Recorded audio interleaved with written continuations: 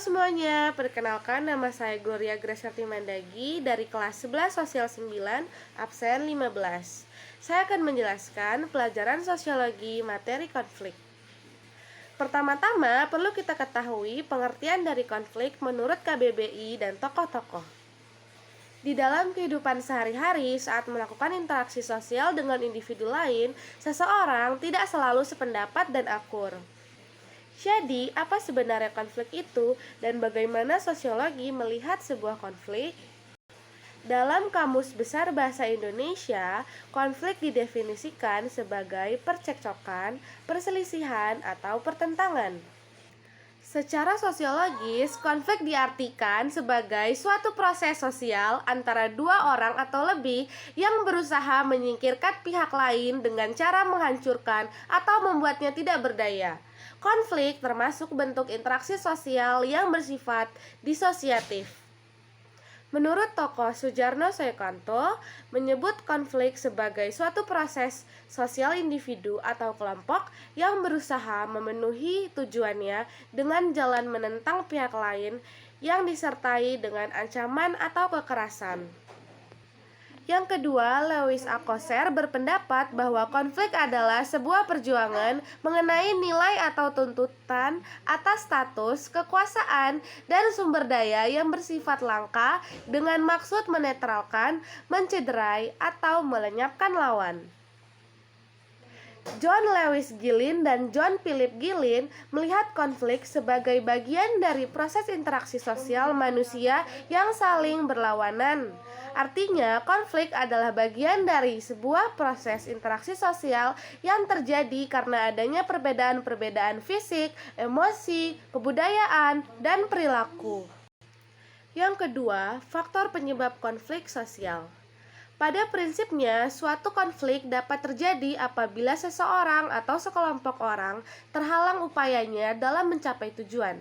Hal itu disebabkan perbedaan pandangan terhadap tujuan itu sendiri, norma-norma sosial yang ingin diubah, atau terhadap tindakan dalam masyarakat. Apabila sanksi terhadap perbedaan tersebut tidak tegas dengan sendirinya, langkah pertama menuju konflik bisa terjadi. Leopold von Weiss dan Howard Becker mengemukakan 4 faktor yang dapat menyebabkan terjadinya konflik dalam masyarakat. Yang pertama yaitu perbedaan antar individu, perbedaan kebudayaan, perbedaan kepentingan, dan perubahan sosial. Yang ketiga, macam-macam konflik sosial. Konflik dapat dibedakan berdasarkan dimensinya, yaitu konflik vertikal dan konflik horizontal. Konflik vertikal adalah konflik yang terjadi antara elit pemerintah, pengusaha atau kelompok bisnis dan militer, dan massa atau rakyat. Pada konflik ini, instrumen kekerasan sering digunakan, sehingga menimbulkan korban pada rakyat. Adapun konflik horizontal, yaitu konflik yang terjadi antar anggota, massa atau rakyat, seperti antar kelompok suku atau antar ras. Simon Fisher pernah menyebutkan beberapa tipe konflik, yaitu sebagai berikut.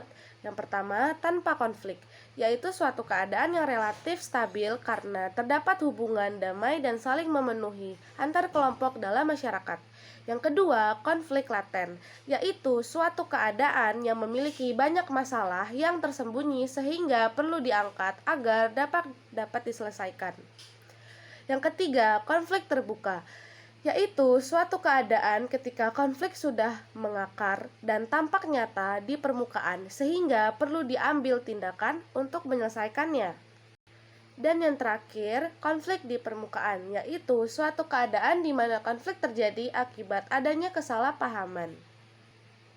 Lewis Althusser membedakan konflik ke dalam 2 bentuk, yaitu konflik realistis dan konflik non-realistis.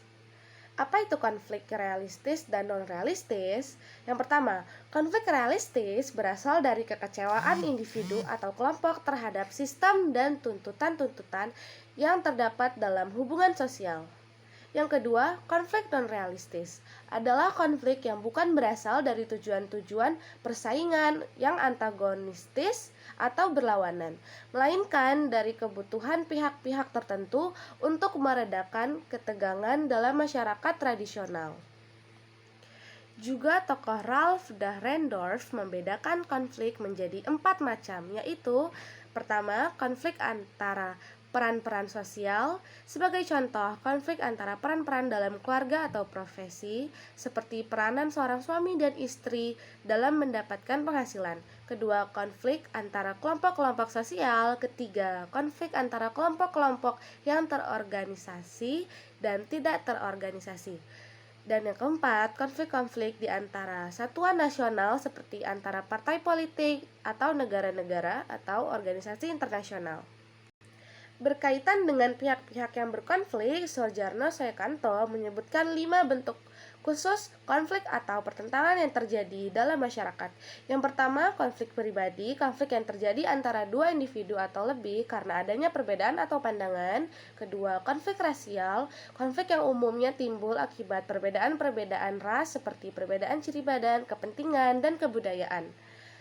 Ketiga, konflik antara kelas-kelas sosial, konflik yang umumnya disebabkan karena perbedaan kepentingan, misalnya konflik akibat perbedaan kepentingan buruh atau majikan. Dan yang keempat, konflik politik. Konflik ini terjadi akibat adanya perbedaan kepentingan atau tujuan-tujuan politis seseorang atau kelompok. Dan yang terakhir, konflik internasional. Konflik ini terjadi karena perbedaan kepentingan yang kemudian berpengaruh pada kedaulatan negara. Selanjutnya adalah dampak positif dari konflik. Jika dilihat dari segi positif konflik dapat memperjelas aspek-aspek kehidupan yang belum jelas atau masih belum tuntas ditelaah. Yang kedua, juga konflik memungkinkan adanya penyesuaian kembali norma-norma, nilai-nilai, serta hubungan-hubungan sosial. Selanjutnya, konflik mengingatkan solidaritas sesama anggota kelompok yang sedang mengalami konflik dengan kelompok lain. Selanjutnya, konflik dapat membantu menghidupkan kembali norma-norma lama dan menciptakan norma-norma baru, yang dapat diartikan sebagai konflik berfungsi sebagai sarana untuk mencapai keseimbangan antara kekuatan-kekuatan yang ada di dalam masyarakat. Dan yang terakhir, konflik memunculkan sebuah kompromi baru apabila pihak yang berkonflik berada dalam kekuatan yang seimbang. Jika dilihat dari segi negatif suatu konflik dapat diartikan dengan keretakan hubungan antar individu dan persatuan kelompok. Segi negatif konflik dapat menyebabkan kerusakan harta benda dan jatuhnya korban manusia, berubahnya sikap kepribadian para individu, baik yang mengarah kepada hal-hal positif maupun negatif, dan yang terakhir munculnya akomodasi dan dominasi. Akomodasi terjadi apabila pihak-pihak yang terlibat konflik memiliki kekuatan yang seimbang. Selanjutnya, saya akan menjelaskan pencegahan konflik. Pencegahan konflik merupakan tanggung jawab seluruh anggota masyarakat, baik individu, kelompok, maupun pemerintah. Ada beberapa upaya yang dapat dilakukan untuk mencegah terjadinya konflik dalam masyarakat, yaitu sebagai berikut. Yang pertama, mengakui persamaan derajat serta persamaan hak dan kewajiban asasi setiap manusia, tanpa membeda-bedakan. Yang kedua, menghargai pendapat dan kebebasan orang lain. Yang ketiga, mengembangkan sikap toleransi dan saling menghormati kebebasan menjalankan ibadah sesuai dengan agama dan kepercayaannya. Keempat, menghormati perbedaan suku, bahasa, dan adat istiadat orang lain. Dan yang kelima, mengembangkan rasa persatuan atas dasar Bhinneka Tunggal Ika. Keenam, menyelesaikan perselisihan secara damai melalui musyawarah dengan baik atau untuk mencapai mufakat. Dan selanjutnya, mengedepankan dialog antar kelompok masyarakat. Selanjutnya, menegakkan hukum tanpa diskriminasi, membangun karakter bangsa, serta melestarikan nilai-nilai Pancasila dan kearifan lokal. Dan selanjutnya, memelihara kondisi damai dalam masyarakat, serta dan yang terakhir, meredam potensi konflik dan membangun sistem peringatan dini. Dan yang terakhir, saya akan menjelaskan resolusi konflik.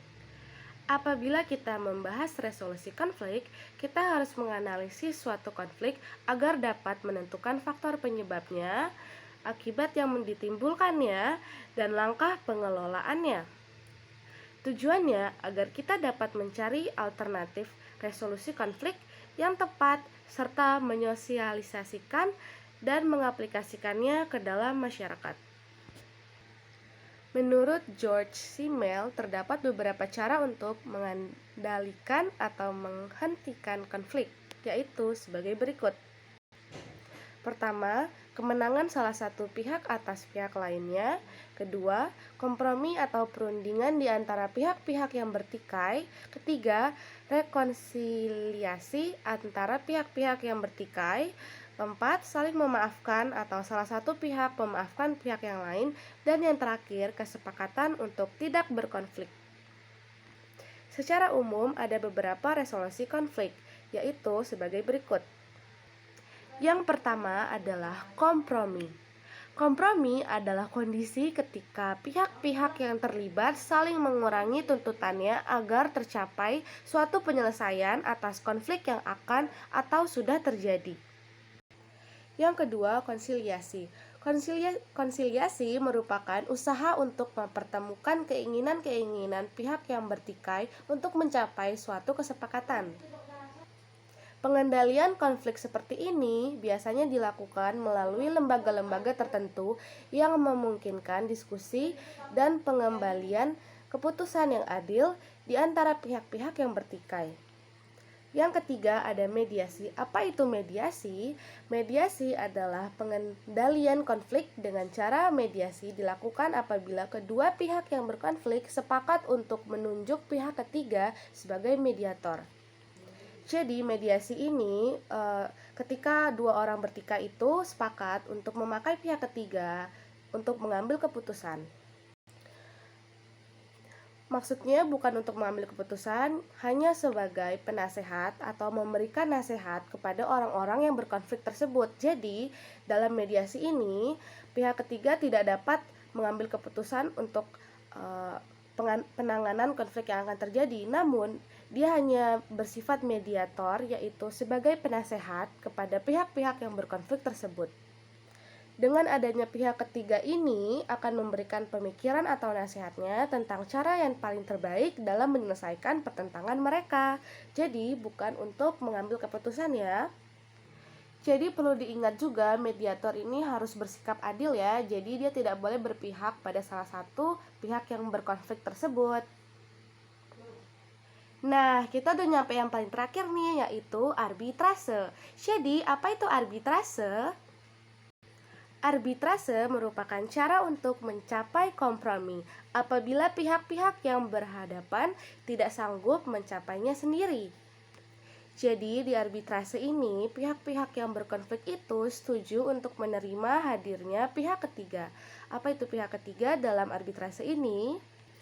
Jadi pihak ketiga dalam arbitrase ini yaitu dia sebagai pengambil keputusan. Jadi pihak-pihak yang berkonflik tersebut harus menerima, walaupun dia terpaksa, dia harus tetap menerima keputusan-keputusan yang sudah diambil oleh pihak ketiga untuk menyelesaikan konflik yang terjadi.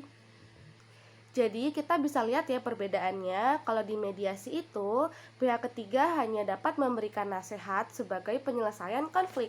Namun di arbitrase ini pihak ketiga berperan untuk memberikan atau mengambil keputusan untuk sebagai penyelesaian konflik kepada pihak-pihak yang berkonflik tersebut. Perlu diingat sekali lagi ya, di mediasi pihak ketiga hanya sebagai mediator. Kalau di arbitrase, pihak ketiga sebagai pengambil keputusan. Walaupun mungkin pihak yang berkonflik itu tidak dapat menerima, tapi dia harus, walaupun terpaksa, dia harus tetap menerima keputusan yang sudah ditetapkan oleh pihak ketiga tersebut untuk menyelesaikan konflik. Baik, segitu saja penjelasan materi konflik dari saya. Mohon maaf jika ada salah kata. Sekian dan terima kasih.